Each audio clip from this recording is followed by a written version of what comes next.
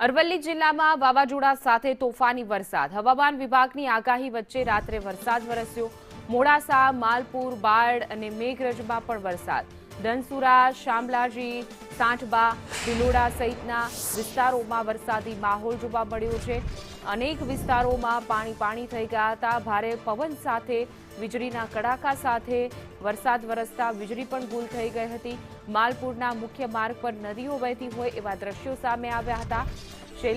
જે રીતે દ્રશ્યો સામે આવ્યા છે, રસ્તા ઉપર જાણે નદી વહેતી હોય એ પ્રકારના. વધુ વિગતો સાથે અમારા સંવાદદાતા શૈલેષ પંડ્યા જોડાઈ ગયા છે. જે શૈલેષ, જોઈ શકાય છે કે જાણે ભર ચોમાસું બેસી ગયો પ્રકારનો માહોલ જોવા મળ્યો હતો. એના ચોક્કસથી અરવલ્લી જિલ્લામાં હવામાન વિભાગે જે 30 તારીખની અને 31 તારીખની આગાહી આપી હતી એ મુજબ 30 તારીખે મધ્યરાત્રિએ ભારે તોફાન અને પવન સાથે વરસાદ ખાબક્યો છે. જિલ્લાના લગભગ તમામ તાલુકાઓની અંદર અને ગ્રામ્ય વિસ્તારોમાં વરસાદ ખાબક્યો છે. માલપુર, મોડાસા, મેઘરજ, બાયડ, ધનસુરા, સાઠંબા અને શામળાજી તમામ પંથકમાં વરસાદ ખાબક્યો છે.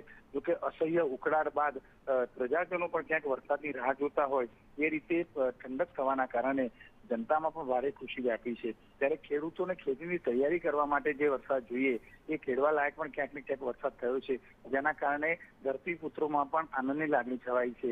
જોકે હજુ પણ હવામાન વિભાગે આગામી સમયમાં વરસાદની આગાહી કરેલી છે, જેના કારણે અરવલ્લી જિલ્લામાં વધુ વરસાદ થવાની સંભાવના રહેલી છે.